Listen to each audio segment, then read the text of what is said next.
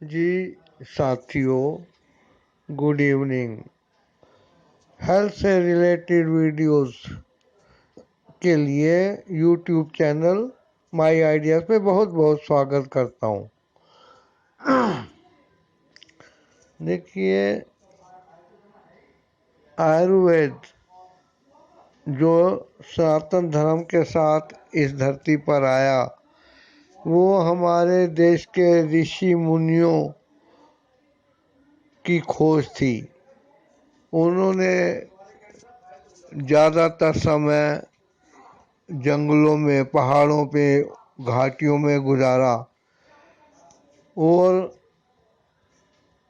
वे चाहते थे कि समाज से दूर रह के वे ऐसी वनस्पतियां ढूंढें, पत्ते ढूंढें, फल ढूंढें, जड़, फूल ढूंढें, जिसे कि बाद में आयुर्वेद में पंचांग कहा गया।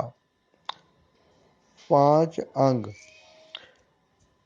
आयुर्वेदी से ही यूनानी चिकित्सा पद्धति बनी क्या, उसी को ले लिया और अपनी भाषा में ढाल दिया। बाकी उसमें नया कुछ किया नहीं गया है।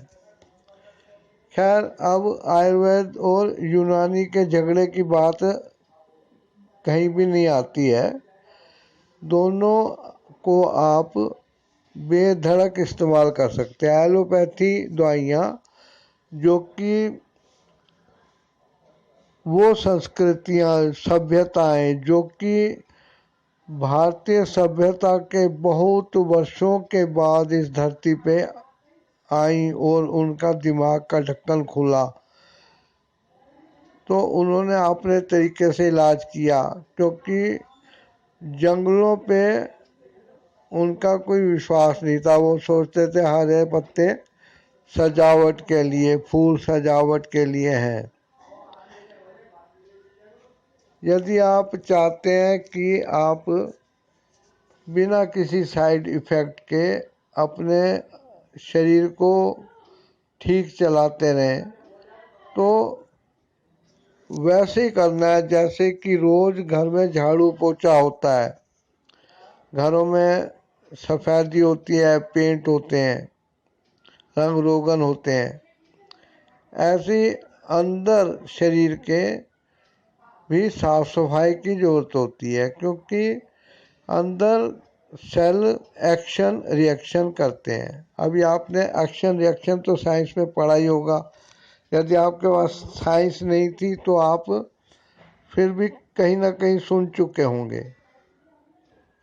तो हमारे ऋषि मुनि जो कि आयुर्वेद आचार्य थे, सर्वप्रथम उन्हीं का नाम लिया जा सकता है, जिनमें हम भगवान धन्वंतरी जी को मानते हैं। चरक है,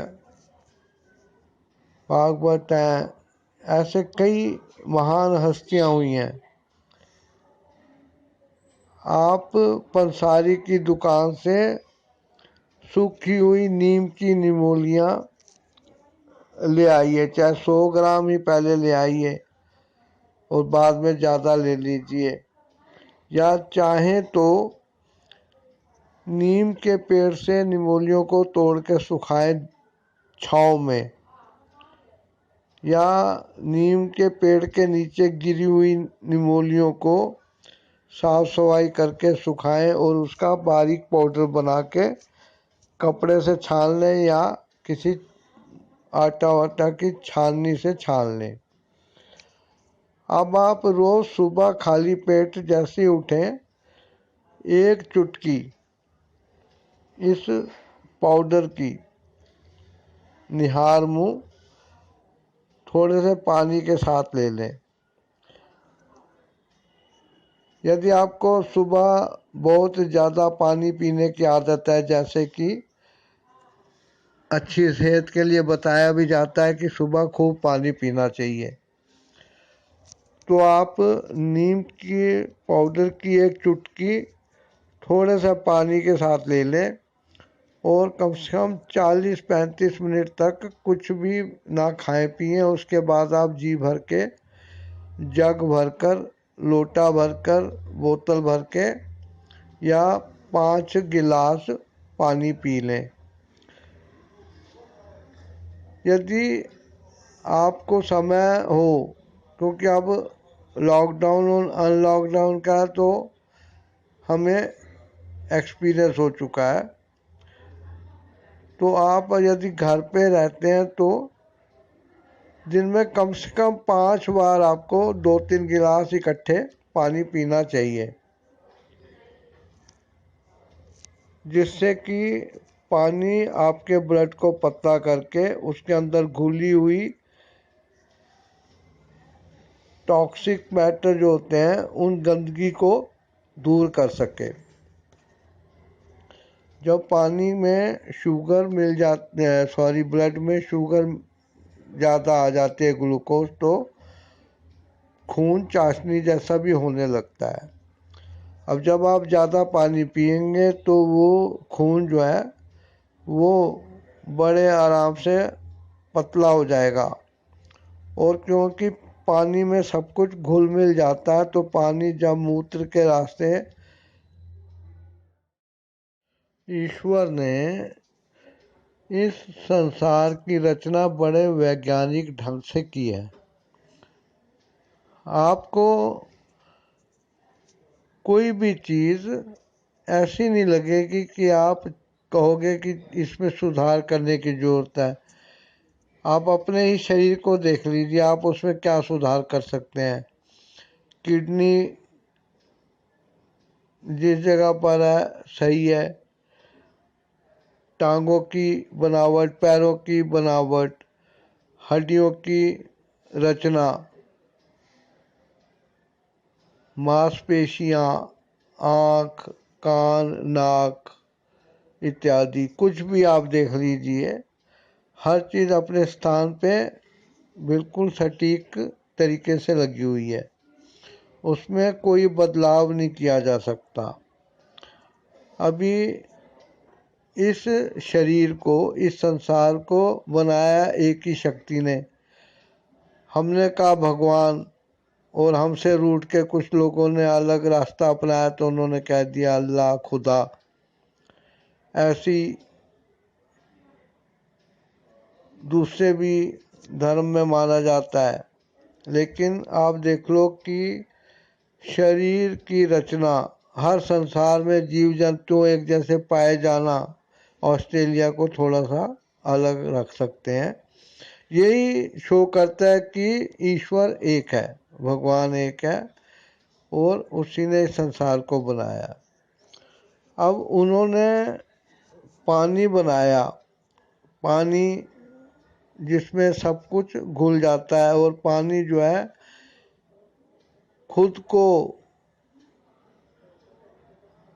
दूसरे चीज़ में मिला के उसका रंग का हो जाता है, वो कहीं रूठता नहीं है। पानी आप जितना पिएंगे उतना ही आपको बाथरूम के लिए जाना पड़ेगा। आप जब बाथरूम जाएं और हर बार के बाथरूम को लैब में चेक कराएं तो आपको अंदर से निकले हुए, उसमें जो घुले हुए पदार्थ हैं उनको देखने का, समझने का मौका मिलेगा।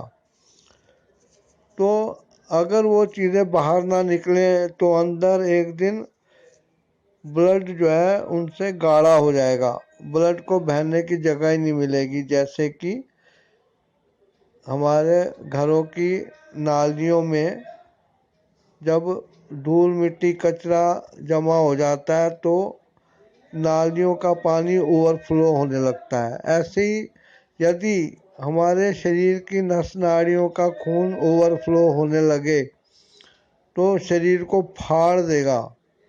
इसलिए आपको सावधानी पूर्वक खूब पानी पीना चाहिए। नीम की निमोली का चूर्ण 1-2 चुटकी लेना कोई नुकसान नहीं करेगा। हाँ, बीच बीच में आप चाहे तो एक चुटकी उसमें मीठा सोडा भी कभी कभी डाल दिया करें। आप लगा लें कि दिन संडे को या मंडे को कोई दिन एक फिक्स कर लें, उसमें एक चुटकी मीठा सोडा जो है आपके पेट में जो एसिड है, खटाई है, और खटाई ब्लड में भी आ जाती है, उनको दूर करेगा। इससे खाज, खुजली, फोड़े फुंसियों की बीमारियां भी दूर होंगी। आप कभी कभी पंसारी से लाके अपने घर में चूना रख लें, ज़्यादा से ज़्यादा 5 रुपए की थूक लगेगी, और एक चुटकी आप रोटी के कोर में रख के सब्जी दही के साथ या उस कोर को चबा के खा लें। उससे आपके हड्डियों की बनावट और जहाँ जहाँ बाल और जहाँ कैल्शियम की जरूरत है वो पूरी होगी। अब इसके साथ ही आप क्या करें,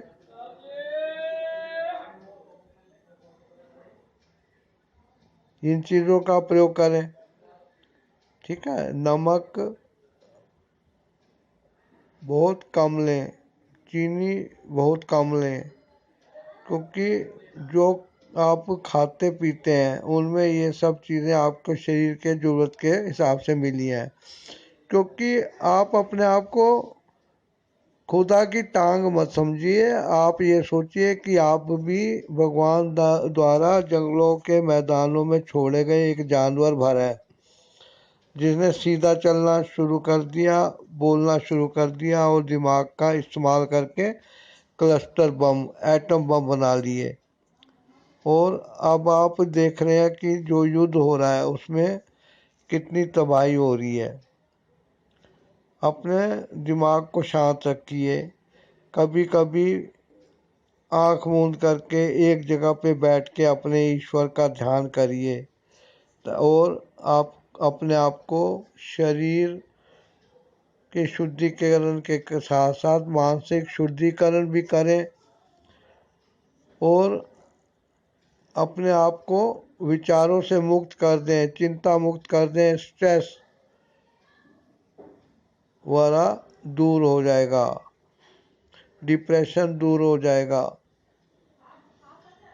अब जानवरों का ना कोई डॉक्टर है, ना वो किसी चीज़ का लालच करते हैं, और खाने के प्लेट लेके ना तो वो बिस्तर पे सोए रहते हैं, बैठे रहते हैं।